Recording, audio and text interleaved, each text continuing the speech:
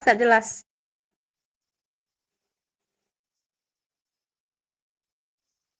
Assalamualaikum warahmatullahi wabarakatuh. Kami dari kelompok 17A ingin mempresentasikan hasil diskusi kami mengenai software, yaitu kami menggunakan software Midas Siswa. Eh, di sini kami beranggotakan 5 orang, di mana saya sendiri yaitu Roli Lamtar Lomanturuan dengan nomor 7221078. Lalu ada saya sendiri, Amir Hidayatullah dengan NIM 7231014.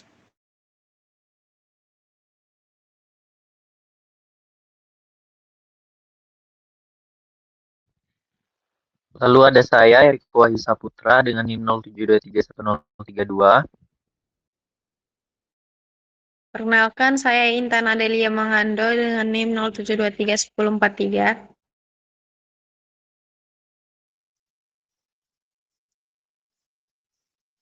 Midas Siswa adalah perangkat lunak analisis struktur berdasarkan unit elemen metode yang digunakan untuk pemodelan analisis dan desain berbagai struktur sipil seperti jembatan, gedung, dan struktur baja. Software ini memiliki kemampuan analisis yang lengkap, mulai dari pemodelan geometri, pendefinisian material dan penampang, pemberian beban, hingga evaluasi hasil desain sesuai standar yang berlaku. Dalam penggunaannya, Midas Siswa mendukung proses pembuatan model struktur, penentuan kondisi batas, pemberian beban dan kombinasi beban, analisis struktur, serta evaluasi hasil berupa gaya dalam deformasi dan reaksi tumbuhan. Hasil analisis tersebut digunakan untuk memastikan keamanan dan kinerja struktur.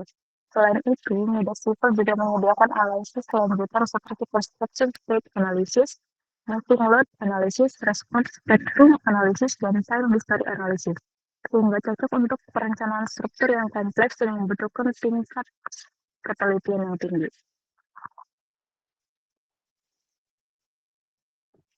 Selanjutnya, metode numerik ada 3, yaitu yang pertama ada finite element method, yaitu merupakan metode utama yang digunakan untuk Midas Siswa adalah finite element method, yaitu untuk membagi struktur menjadi elemen-elemen kecil sehingga perilaku struktur dapat dianalisis secara lebih rinci. Yang kedua adalah construction state analysis, yaitu kemampuan konstruksi untuk mensimulasikan perilaku struktur pada setiap tahapan konstruksi. Metode ini sangat penting pada saat pembangunan struktur jembatan, bentang panjang, dan gedung bertingkat, karena dapat memperhitungkan perubahan gaya dan deformasi selama proses pembangunan. Yang ketiga ada response spectrum method. Ini digunakan untuk analisis gempa. Untuk menganalisis karakteristik dinamik dan mode getar bangunan.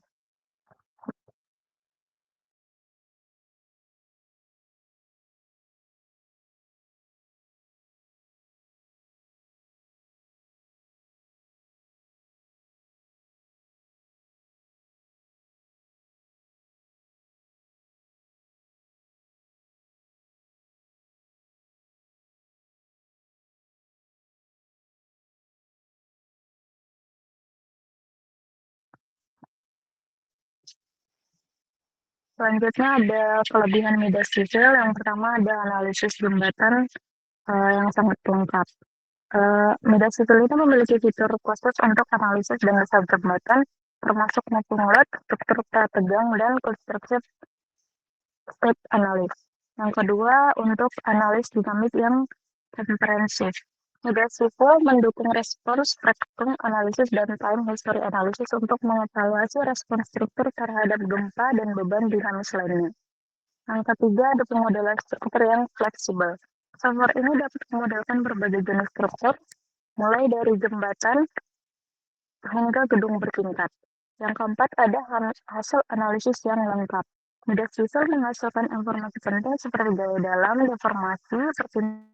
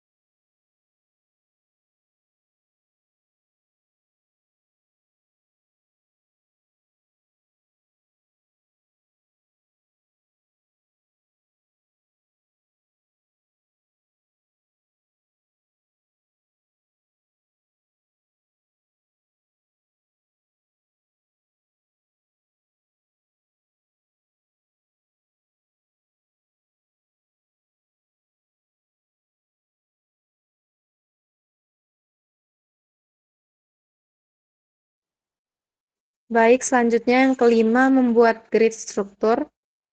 Grid digunakan sebagai acuan dalam menyusun model struktur. Grid dibuat berdasarkan dena bangunan sehingga posisi kolom, balok, dan elemen lainnya dapat ditempatkan secara sistematis. Penggunaan grid juga mempermudah proses pengecekan dan modifikasi model apabila diperlukan. Dan yang keenam, membuat node. Node merupakan titik koordinat yang menjadi penghubung antara elemen. Setiap ujung balok dan kolom harus memiliki node. Pada gedung 2 lantai, node dibuat pada elevasi lantai dasar, lantai 1, dan lantai 2 sesuai tinggi bangunan yang direncanakan. Yang ketujuh, membuat kolom. Kolom dimodelkan dengan menghubungkan node pada elevasi yang berbeda. Elemen kolom berfungsi sebagai komponen vertikal yang menerima beban dari balok dan pelat, kemudian meneruskannya ke pondasi. Penelitian dalam memasukkan posisi kolom sangat penting karena mempengaruhi kestabilan struktur secara keseluruhan. Dan yang ke-8, membuat balok. Balok dibuat dengan menghubungkan node-node pada elevasi yang sama. Balok berfungsi menerima beban dari pelat lantai dan mendistribusikannya ke kolom. Dalam media sipil, elemen balok dimodelkan menggunakan beam elemen yang mampu menghitung gaya aksial, geser, dan momen lentur. Yang ke-9, perletakan support. Perletakan diberikan pada node dasar kolom untuk menggambarkan kondisi tumpuan struktur terhadap fondasi. Pada contoh ini digunakan fixed support, yaitu perletakan jepit yang menahan seluruh perpindahan dan rotasi. Jenis perletakan yang digunakan harus disesuaikan dengan kondisi aktual di lapangan. Yang ke-10, definisi load case. Load case merupakan jenis-jenis pembebanan yang akan bekerja pada struktur. Pada pemodelan ini digunakan 4 jenis beban, yaitu beban mati, beban hidup, serta beban gempa arah X dan arah Y. Pemisahan load case bertujuan untuk memudahkan proses kombinasi beban. Yang ke-11, input self-weight. Pada media sipil menyediakan fitur untuk menghitung berat sendiri elemen secara otomatis berdasarkan dimensi dan berat jenis material yang telah dimasukkan sebelumnya.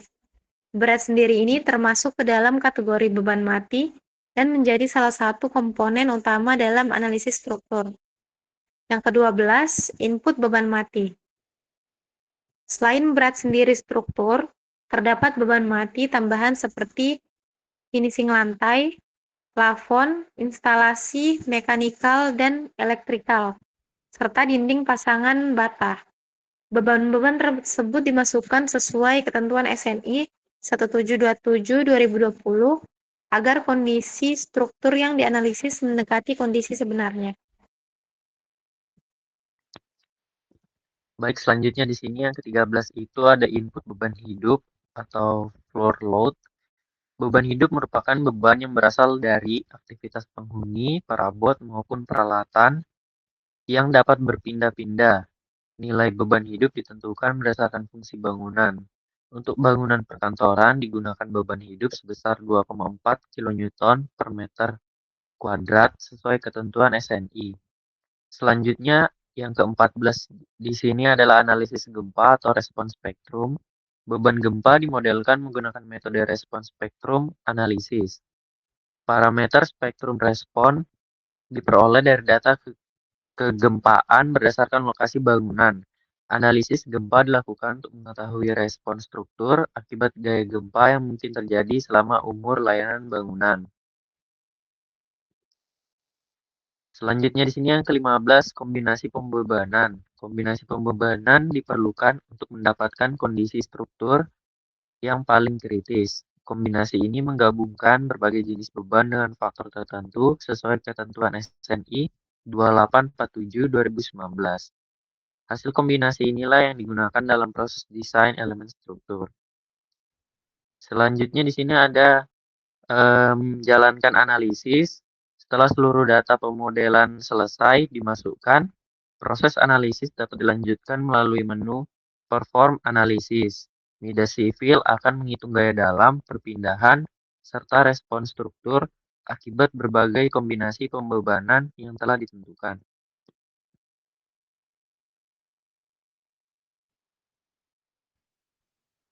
Next. Selanjutnya di sini yang ke-17 hasil momen balok. Diagram momen digunakan untuk mengetahui distribusi momen lentur yang terjadi pada balok maupun kolom. Nilai momen maksimum biasanya terjadi pada daerah tumpuan dan tengah bentang. Informasi ini sangat penting dalam menentukan kebutuhan tulangan lentur. Selanjutnya di sini yang ke-18 adalah hasil gaya geser. Diagram gaya geser menunjukkan besarnya gaya geser yang bekerja pada elemen struktur. Nilai gaya geser maksimum umumnya terjadi di dekat tumpuan balok. Hasil ini digunakan sebagai dasar dalam perencanaan tulangan geser atau sengkang. Oke, lalu untuk langkah selanjutnya yaitu pada langkah ke-19, yaitu hasil deformasi atau displacement merupakan perubahan bentuk struktur karena dipengaruhi oleh pembebanan. Mida Civil, software Mida Civil dapat menampilkan bentuk deformasi ini beserta besar perpindahannya. Lalu pemeriksaan deformasi ini juga dilakukan untuk memastikan bahwa struktur masih berada dalam batas pelayanan yang diizinkan. Lalu pada langkah ke-20 yaitu desain beton atau RC design, yaitu adalah pemeriksaan kapasitas elemen struktur menggunakan fitur desain beton pada software Mida Civil ini.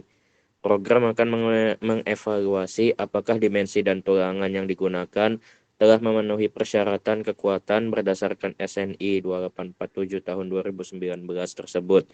Jika rasio desain lebih kecil dari 1,0, maka elemen dinyatakan aman. Next. Oke, jadi kesimpulannya ialah deformasi adalah perubahan bentuk atau perpindahan posisi suatu elemen struktur diakibatkan oleh adanya beban yang bekerja pada struktur tersebut. Lalu beban tersebut juga dapat berupa beban mati, beban hidup, beban angin, maupun beban gempa. Ketika struktur menerima beban, elemen-elemen seperti balok dan kolom akan mengalami lendutan, pergeseran, ataupun pemendekan sehingga bentuk awalnya menjadi berubah. Dalam analisis menggunakan software Mida Civil, deformasi ditampilkan dalam bentuk model struktur yang mengalami perpindahan setelah diberi beban. Besarnya nilai deformasi ini biasanya dinyatakan dalam satuan milimeter ataupun sentimeter. Nilai deformasi yang terlalu besar dapat menyebabkan kerusakan pada elemen non-struktural, dapat mengurangi kenyamanan penghuni, bahkan berpotensi untuk mengganggu kestabilan bangunan. Next. Lalu ada gaya geser. Dalam analisis menggunakan software Mida Civil ini, gaya geser ditampilkan dalam bentuk diagram gaya geser atau Shear Force Diagram atau SFD. Diagram ini menunjukkan distribusi gaya geser sepanjang elemen struktur.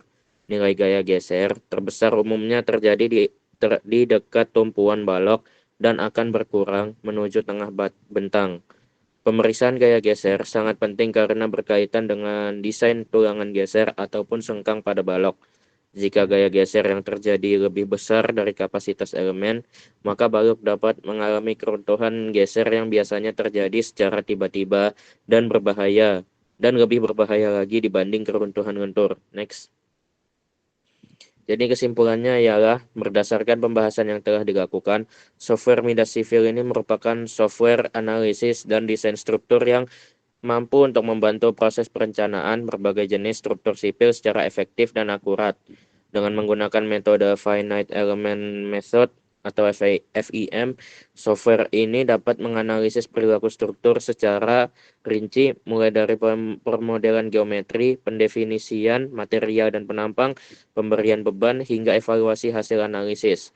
Pada contoh permodelan gedung 2 lantai, proses analisis dilakukan melalui beberapa tahapan, yaitu pembuatan model struktur, pendefinisian material dan penampang, pemberian beban mati, beban hidup, serta beban gempa, kemudian dilanjutkan dengan analisis struktur dan interpretasi hasil.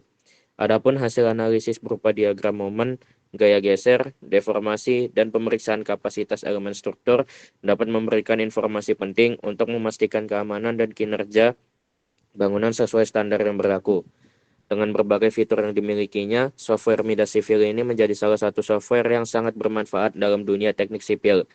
Namun penggunaan software ini tetap memerlukan pemahaman yang baik mengenai teori struktur dan prinsip rekayasa agar hasil analisis yang diperoleh dapat diinterpretasikan dengan benar dan digunakan sebagai dasar pengambilan keputusan dalam perencanaan struktur.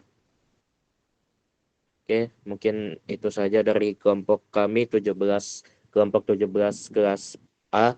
Sekiranya mungkin kalau ada salah kata atau dalam perbuatan juga lebihnya dapat dimaafkan. Sekian dari kami. Wassalamualaikum warahmatullahi wabarakatuh.